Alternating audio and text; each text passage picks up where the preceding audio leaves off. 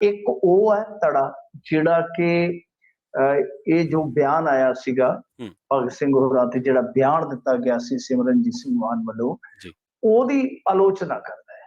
ਤਾਂ ਉੱਥੇ ਉਹ ਜਿਹੜਾ ਆਲੋਚਨਾ ਕਰਨ ਵਾਲਾ ਹੈ, ਤਾਂ ਉਹ ਫਿਰ ਤੁਹਾਨੂੰ ਪਤਾ ਹੀ ਹੈ ਕਿ ਜਦੋਂ ਇਸ ਤਰ੍ਹਾਂ ਦਾ ਮੌਕਾ ਬਣੇਗਾ ਤਾਂ ਟ੍ਰੋਲਿੰਗ ਵਗੈਰਾ ਚੱਲਦੀ ਪਈ ਹੈ, ਦੋਹਾਂ ਪਾਸਿਆਂ ਤੋਂ ਹੀ ਹੂੰ, ਧੁਆਂਧਾਰ ਮੁਕਾਬਲੇ ਹੋ ਰਹੇ ਨੇ। ਤਾਂ ਇਹਨਾਂ ਨੇ ਆਪਣਾ ਹਲਫ ਲੈ ਲਿਆ, ਪਰ ਜਿਹੜੀ ਗੱਲ ਅੱਗੇ ਇੱਕ ਤਰ੍ਹਾਂ ਨਾਲ ਕਹਿ ਲਓ ਕਿ ਬਹੁਤ ਵੱਡਾ ਵਿਵਾਦ ਬਣੀ ਪਈ ਆ, ਉਸ ਗੱਲ ਤੇ ਉਹਨਾਂ ਨੇ ਫਿਰ ਅੱਜ ਆਪਣਾ ਸਟਾਂਸ ਜਿਹੜਾ ਕਲੀਅਰ ਕਰ ਦਿੱਤਾ। ਉਹ ਕਹਿੰਦੇ ਕਿ ਜਿਹੜਾ ਅਸੈਂਬਲੀ 'ਚ ਬੰਬ ਸੁੱਟਦਾ ਹੈ, ਜੀ, ਜੋ ਕਾਂਸਟੇਬਲ ਨੂੰ ਮਾਰਦਾ ਹੈ, ਉਹ ਮੁਜਰਮ ਨੂੰ ਤਾਂ ਫਿਰ ਮੁਜਰਮ ਹੀ ਕਿਹਾ ਜਾਏਗਾ।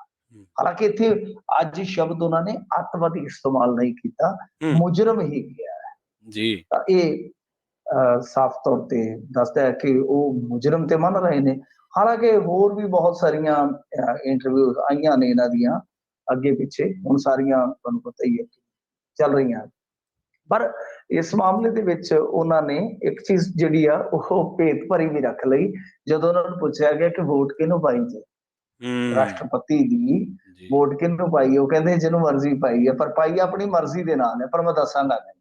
ਤਾਂ ਹੂੰ, ਉਹ ਕਿਹਨੂੰ ਪਾ ਕੇ ਆਇਆ, ਇਹ ਤਾਂ ਬਾਈ ਹੁਣ ਉਹੀਓ ਜਾਣਦੇ ਨੇ। ਪਰ ਸਭ ਤੋਂ ਵੱਡੀ ਗੱਲ ਇਹ ਆ ਕਿ ਉਹਨਾਂ ਨੇ ਆਪਣਾ ਸਟਾਂਸ ਜਿਹੜਾ ਹੈ ਉਹ ਫਿਰ ਇੱਕ ਵਾਰੀ ਕਲੀਅਰ ਕਰ ਦਿੱਤਾ ਕਿ ਉਹ ਤਾਂ ਮੁਜਰਮ ਨੂੰ ਮੁਜਰਮ ਕਹਿਣਗੇ। ਵੈਸੇ ਚੰਨਨ ਸਿੰਘ ਨੂੰ ਤੇ ਜੋੜ ਰਹੇ ਆ ਉਹਦੀ ਹੱਤਿਆ ਨੂੰ, ਇਹ ਵੈਸੇ ਜਿਹੜੀ ਉਹ ਗੋਲੀ ਚੱਲੀ ਸੀ ਉਹ ਆਜ਼ਾਦ ਨੇ ਚਲਾਈ ਸੀ ਮੇਰੇ ਖਿਆਲ ਦੇ ਨਾਲ, ਜਿੰਨਾ ਕੋਈ ਇਤਿਹਾਸ ਦੇ ਵਿੱਚ ਦੱਸਿਆ। ਜੀ, ਚੰਨਨ ਸਿੰਘ ਦੀ ਮੌਤ ਨੂੰ ਨਾ ਵਾਰ-ਵਾਰ ਕਹਿ ਰਹੇ ਆ।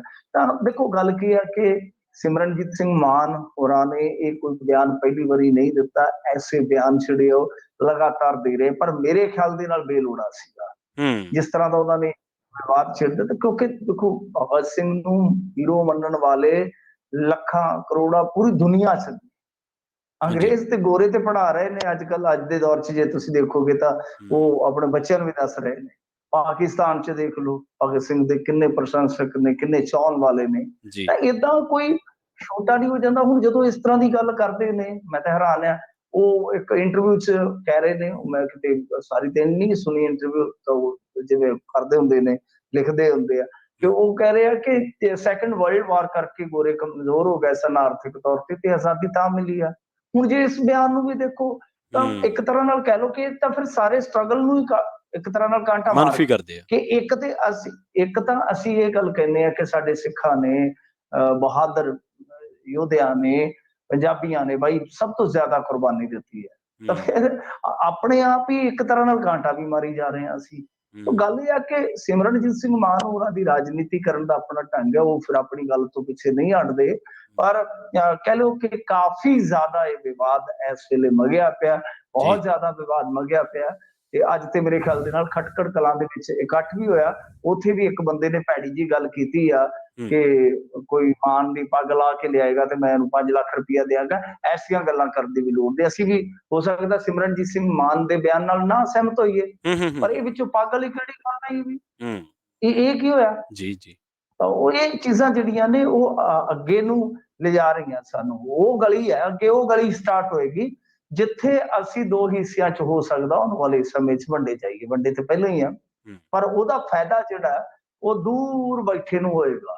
ਅਸੀਂ ਉਸ ਹੂੰ, ਮਤਲਬ ਰਸਤੇ ਨੂੰ ਪੈ ਰਹੇ ਹਾਂ, ਉਸ ਗਲੀ ਨੂੰ ਪੈ ਰਹੇ ਹਾਂ, ਜਿਸ ਗਲੀ ਦੇ ਵਿੱਚ ਜਾ ਕੇ ਮਤਲਬ ਕਿ ਅਸੀਂ ਦੋ ਨੁਕਰਾਂ ਤੇ ਖਲੋ ਜਾਵਾਂਗੇ। ਤਾਂ ਇਹ ਬੜੀ ਇਸ ਵੇਲੇ ਕਹਿ ਲਈਏ ਕਿ ਇੱਕ ਤਰ੍ਹਾਂ ਨਾਲ ਨਾਜ਼ੁਕ ਜਿਹੀ ਸਥਿਤੀ ਬਣ ਗਈ ਆ ਕਿ ਜਿਸ ਤਰੀਕੇ ਨਾਲ ਡਿਬੇਟ ਤੇ ਵੈਸੇ ਛਿੜਿਆ ਸੀਗਾ ਇੰਡੀਆ 'ਚ, ਇਹ ਅੱਜ ਤੋਂ ਮੇਰੇ ਖਿਆਲ ਦੇ ਨਾਲ 9-10 ਸਾਲ ਪਹਿਲਾਂ ਵੀ, ਕਿਉਂਕਿ ਇੱਕ ਜੀ, ਬੁੱਕ ਦੇ ਵਿੱਚ ਲਿਖਿਆ ਹੋਇਆ ਬਕਾਇਦਾ ਜਿਹੜੀ ਗੱਲ ਸਿਮਰਨਜੀਤ ਸਿੰਘ ਮਾਨ ਕਹਿ ਰਹੇ ਨੇ, ਬੁੱਕ ਦੇ ਵਿੱਚ ਲਿਖਿਆ ਹੋਇਆ ਹੈ। JNU 'ਚ ਬੁੱਕ ਲੱਗ ਗਈ ਸੀਗੀ।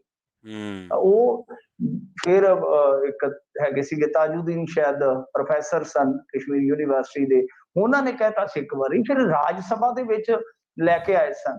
ਜੀ, ਮੇਰੇ ਖਿਆਲ ਦੇ ਨਾਲ ਉਸ ਵੇਲੇ ਮਤਾ ਲੈ ਕੇ ਆਏ ਸਨ ਕਿ ਇਹਨਾਂ ਨੂੰ ਸ਼ਹੀਦ ਦਾ ਦਰਜਾ ਦਿਵਾਈਏ, ਪਰ ਉਦੋਂ ਬਾਅਦ ਫਿਰ ਜਿਹੜੀ UPA 2 ਸੀਗੀ ਸਰਕਾਰ ਉਹ ਚਲੇ ਗਈ।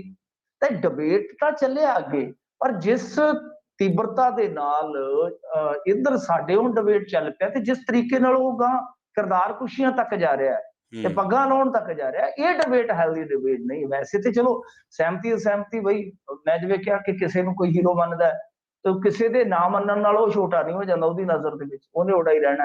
ਜੀ, ਜੀ, ਤੇ ਜੇ ਕੋਈ ਨਹੀਂ ਮੰਨਦਾ ਉਹਨੂੰ ਧੱਕੇ ਨਾਲ ਮਨਾਇਆ ਨਹੀਂ ਜਾ ਸਕਦਾ। ਤਰਕ ਦਲੀਲਾਂ ਹੀ ਹੁੰਦੀਆਂ ਨੇ, ਆਪੋ ਆਪਣੇ ਤਰਕ, ਆਪੋ ਆਪਣੀਆਂ ਦਲੀਲਾਂ ਪੇਸ਼ ਕੀਤੀਆਂ ਜਾਂਦੀਆਂ ਨੇ, ਕਿਉਂਕਿ ਇੱਕ ਪਾਸੇ ਤੁਹਾਨੂੰ ਪਤਾ ਹੈ ਲੈਫਟਿਸਟ ਆ ਜਾਂਦੇ ਆ, ਦੂਸਰੇ ਪਾਸੇ ਰਾਈਟਿਸਟ ਆ ਜਾਂਦੇ, ਇਹ ਇੱਕ ਵਿਚਾਰਕ ਡਿਬੇਟ ਹੈ। ਪਰ ਇਸ ਡਿਬੇਟ ਦੇ ਵਿੱਚ ਹੁਣ ਜਿਸ ਤਰ੍ਹਾਂ ਦੀਆਂ ਚੀਜ਼ਾਂ ਐਂਟਰ ਹੋ ਰਹੀਆਂ ਨੇ, ਇਹ ਤਾਂ ਬਹੁਤ ਮਾੜੀ ਗੱਲ ਹੈ, ਬਹੁਤ ਮਾੜੀ ਗੱਲ ਹੈ। ਜੀ, ਜੀ। ਮੈਨੂੰ ਜੀ ਅਕਾਲੀ ਦਲ ਨੂੰ ਇੱਕੋ ਦਿਨ ਦੋਹਰਾ ਝਟਕਾ ਲੱਗ ਗਿਆ ਜੀ। ਹਾਂਜੀ, ਦੇਖੋ ਅੱਜ ਇੱਕ ਤੇ ਪ੍ਰੈਜ਼ੀਡੈਂਟ ਚੋਣ ਦੇ ਵਿੱਚ ਇਹ ਆਲੀ ਸਾਹਿਬ ਨੇ ਬਾਈਕਾਟ ਕਰ ਦਿੱਤਾ ਹੈ, ਹੂੰ, ਉਹਨਾਂ ਨੇ ਵੋਟ ਨਹੀਂ ਪਾਈ।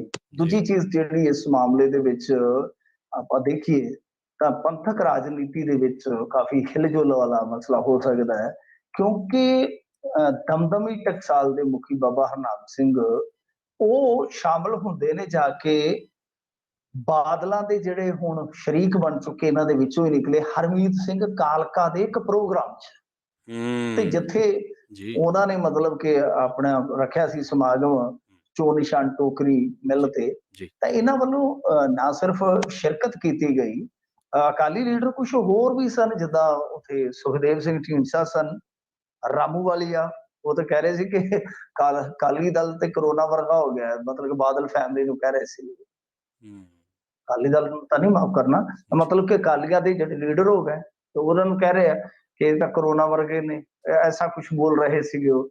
ਮੇਰੇ ਖਿਆਲ ਦੇ ਨਾਲ ਅੱਜ ਕੱਲ ਤੁਹਾਨੂੰ ਪਤਾ ਹੀ ਹੈ। ਜੀ, ਫਿਰ ਜਿਸ ਤਰ੍ਹਾਂ ਬਲਜੀਤ ਸਿੰਘ ਦਾਦੂਵਾਲ, ਫਿਰ ਇਸ ਤੋਂ ਇਲਾਵਾ ਤਰਲੋਚਨ ਸਿੰਘ, ਜਸਵੀਰ ਸਿੰਘ ਜੀ ਰੋਡੇ, ਇਹ ਸਾਰੀਆਂ ਸ਼ਖਸੀਅਤਾਂ ਉੱਥੇ ਹਾਜ਼ਰ ਸੀਗੀਆਂ। ਹੁਣ ਜਿਹੜੇ ਮੈਂ ਨਾਂ ਲਏ ਨੇ ਤਾਂ ਤੁਸੀਂ ਨਿਗਾਹ ਘੁਮਾ ਲਓ ਪਿੱਛੇ ਨੂੰ, ਤਰਲੋਚਨ ਸਿੰਘ ਕੌਣ ਨੇ? ਜੀ, ਤਰਲੋਚਨ ਸਿੰਘ ਉਹ ਸ਼ਖਸ ਨੇ ਜਿਹੜੇ ਨਰਿੰਦਰ ਮੋਦੀ ਜੀ ਨੂੰ ਮਿਲਦੇ ਨੇ ਅਕਸਰ, ਹੂੰ, ਤਾਂ ਇਹਨਾਂ ਨੂੰ ਅਵਾਰਡ ਵੀ ਦਿੱਤਾ ਗਿਆ ਹੈ, ਪੁਰਸਕਾਰ ਵੀ ਦਿੱਤਾ ਗਿਆ ਤਰਲੋਚਨ ਸਿੰਘ ਜੀ ਨੂੰ। ਜੀ, ਤਾਂ ਕਹਿਣ ਦਾ ਮਤਲਬ ਇਹ ਆ ਕਿ ਦਾਦੂਵਾਲ ਸਾਹਿਬ, ਇਹਨਾਂ ਦੀ ਵੀ ਮੁਲਾਕਾਤ ਹੁੰਦੀ ਰਹਿੰਦੀ ਹੈ।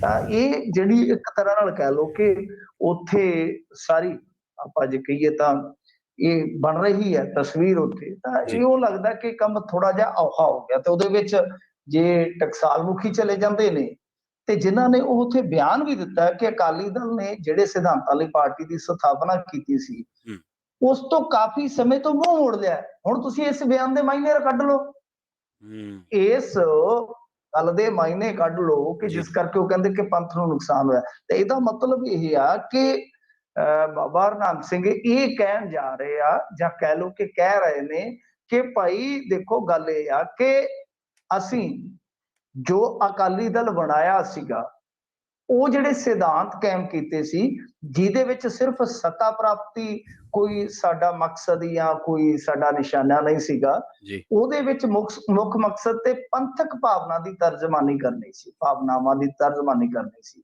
ਪ੍ਰਚਾਰ ਪ੍ਰਸਾਰ ਕਰਨਾ ਸੀਗਾ। ਤਾਂ ਉਹ ਚੀਜ਼ਾਂ ਤੋਂ ਤੇ ਕਿਤੇ ਨਾ ਕਿਤੇ ਪਾਸੇ ਹੋ ਗਿਆ, ਤੇ ਇਹਦਾ ਮਤਲਬ ਕਿ ਉਹ ਕਿੱਥੇ ਨਿਸ਼ਾਨਾ ਲਾ ਰਹੇ ਨੇ। ਹੂੰ, ਤਾਂ ਇਹ ਸਾਫ਼ ਹੈ ਕਿ ਜਿਵੇਂ ਅੱਜ ਮਨਪ੍ਰੀਤ ਸਿੰਘ ਇਆਲੀ ਨੇ ਬਹੁਤ ਵੱਡਾ ਝਟਕਾ ਦਿੱਤਾ, ਜੋ ਕਿ ਐਮਐਲਏ ਨੇ ਤੇ ਬੜੇ ਪੁਰਾਣੇ ਸਾਥੀ ਨੇ ਸੁਖਬੀਰ ਸਿੰਘ ਬਾਦਲ ਹੋਰਾਂ ਦੇ। ਉਹਨਾਂ ਨੇ ਜਿਸ ਤਰੀਕੇ ਨਾਲ ਝਟਕਾ ਦਿੱਤਾ ਤੇ ਜਿਸ ਤਰੀਕੇ ਦੇ ਨਾਲ ਉਹਨਾਂ ਨੇ 7-8 ਮਿੰਟ ਦਾ ਇੱਕ ਵੀਡੀਓ ਪਾਇਆ ਹੈ, ਤਾਂ ਜੀ, ਉਤੋਂ ਤਾਂ ਸਾਫ਼ ਹੈ, ਸਪਸ਼ਟ ਹੈ ਕਿ ਅਕਾਲੀ ਦਲ ਤੇ ਬਹੁਤ ਜ਼ਿਆਦਾ ਕਹਿ ਲਓ ਕਿ ਸੰਕਟ ਦੇ ਬੱਦਲ ਨੇ। ਕੋਈ ਆਪਾਂ ਆਸ ਉਮੀਦ ਲਾਉਨੇ ਆ ਕਈ ਵਾਰ ਕਿ ਚਲੋ ਯਾਰ ਆਹ ਚੀਜ਼ ਠੀਕ ਹੋ ਜਾਏਗੀ, ਪਰ ਇੱਥੇ ਚੀਜ਼ ਠੀਕ ਹੋਣ ਦੀ ਬਜਾਏ ਹੋਰ ਵਿਗੜ, ਵਾਰ-ਵਾਰ ਵਿਗੜ ਰਹੀ ਹੈ। ਤਾਂ ਇਹ ਮਨਪ੍ਰੀਤ ਸਿੰਘ ਇਆਲੀ ਵਾਲਾ, ਔਰ ਦੂਸਰਾ ਇਹ ਜਿਹੜਾ ਪੰਥਕ ਸਭਾ ਦੇ ਵਿੱਚ ਅੱਜ ਬਹੁਤ ਚਰਚਿਤ ਮੁੱਦਾ ਹੈ, ਮੇਰੇ ਖਿਆਲ ਦੇ ਨਾਲ ਵਾਕਈ ਦੋਹਰਾ ਝਟਕਾ ਇੱਕੋ ਦਿਨ ਦੇ ਵਿੱਚ ਅਕਾਲੀ ਦਲ ਦੀ ਲੀਡਰਸ਼ਿਪ ਵਾਸਤੇ। ਜੀ, ਜੀ, ਜੀ।